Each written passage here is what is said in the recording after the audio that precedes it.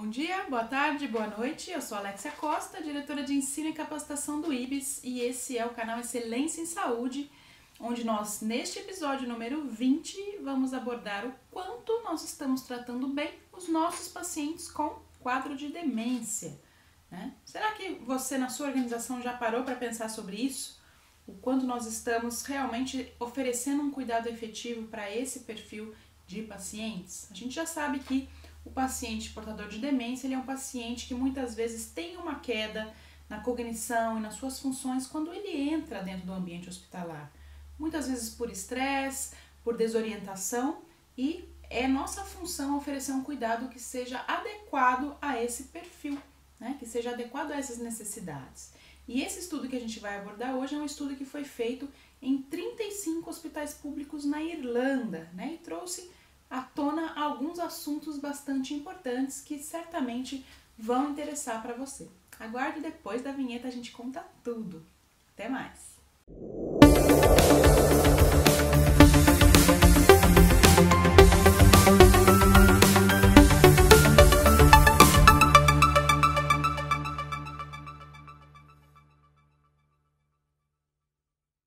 Então foram feitos avaliações de 660 prontuários, né, realizados aí nesses 35 hospitais públicos irlandeses, e também, além dessas revisões, foram feitas mais de 110 entrevistas com média gerência e alta gestão dos hospitais, né? E o critério de inclusão eram prontuários de pacientes diagnosticados com demência e com um tempo de permanência maior do que 5 dias.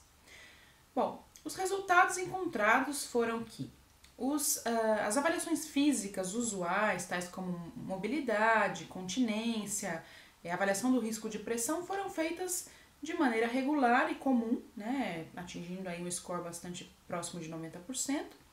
Porém, a avaliação da dor ficou em 75% e foi considerada muito pobre, né? Isso quer dizer, de cada 4 pacientes com demência, apenas 3 tinham a avaliação da dor como algo preconizado para sua assistência.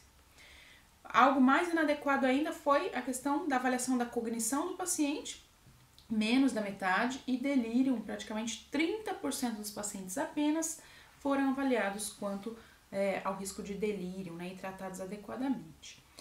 Grande parte das enfermarias desses hospitais tinham acesso 5 dias por semana a esses profissionais, né? Então, psiquiatra, geriatra, terapeuta ocupacional, fono, fisioterapia e também um profissional de cuidados paliativos. Porém, o que os autores identificaram é que o acesso à psicologia ficou muito baixo, então só 9%, e eles entenderam também que praticamente só metade dos pacientes tinham acesso a assistente social, o que era bastante limitado. Eles observaram também que o treinamento, né, na admissão dos profissionais de saúde em relação à demência era feito em apenas 2 hospitais desse universo de 35. Metade dos hospitais não oferecia treinamento sobre demência para médicos ou enfermeiros, né? E o plano de alta não havia sido iniciado dentro de 24 horas da admissão em cerca de 72% dos casos, né? Então, bastante grandiosa essa amostra.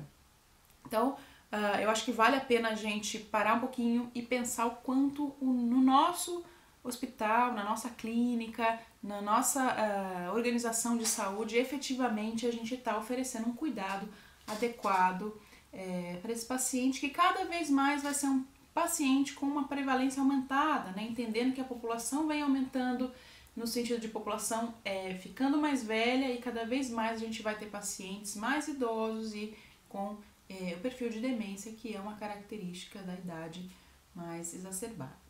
As dicas que nós deixamos para vocês aqui são 3, né? Então, primeira delas, né, implementar um protocolo de identificação e tratamento da demência na sua instituição. Não é um assunto muito divulgado, não é um protocolo que seja foco de gerenciamento ou de, pelo menos, definição nas instituições, mas eu acho que aqui já ficou provado que Cada vez mais a gente precisa olhar com foco nesse paciente, um paciente que vai aumentar a prevalência com certeza, e a gente obviamente precisa repensar se não valeria a pena ter um protocolo multiprofissional onde cada membro dessa equipe soubesse exatamente o que fazer na identificação de um paciente com esse quadro.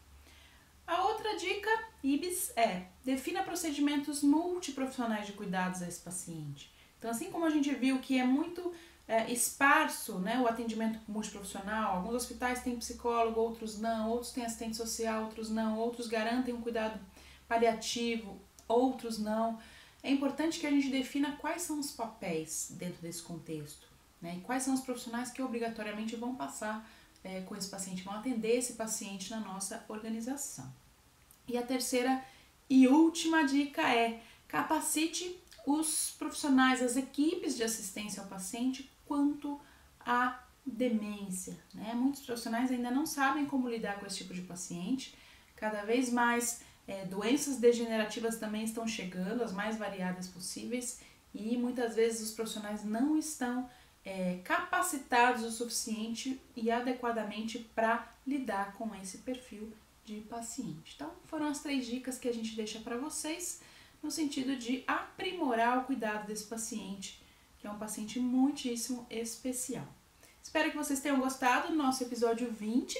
Se vocês gostaram, não esqueçam de curtir, compartilhar, marcar aquele seu amigo e deixar algumas dicas pra gente aqui embaixo, né? Seja no YouTube, seja nas mídias sociais, sobre quais são os temas que interessam a vocês estarem sendo explicitados tanto aqui quanto em cursos que o IBS pode oferecer para vocês, abertos ou via EAD, ou muitas vezes cursos até em company, né, se for o desejo.